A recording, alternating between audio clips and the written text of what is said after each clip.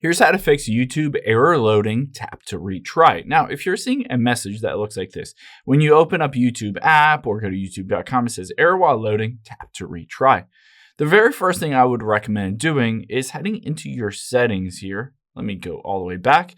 And we're going to tap on General and then iPhone Storage. Now, we want to find the YouTube app on here. Now, I'm on my iPhone, but if you're on an Android, you can walk through the same steps. Just find YouTube. I'm going to offload this app and reinstall it. If you're on Android, basically just delete out the cache and make sure that the app is fully updated.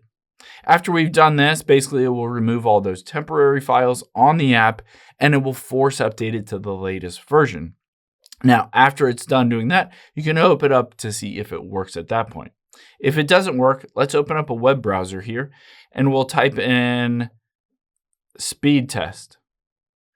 And on here, we're going to hit run speed test to see if you have an internet connection. So potentially it says tap to retry because your phone isn't connected to the internet or it's really slow internet. So you're having trouble connecting between your device and the YouTube servers to load up the pages and the videos and etc. Now, if that's all fine, the next thing we're going to do is type in is YouTube down and go to down detector here. So see if there's a huge spike in reported outages that might indicate that it's saying basically there's an error because YouTube itself or YouTube servers are down. Now, if that's the case, you probably just have to wait usually an hour, 2, 3 hours for everything to be back up and running.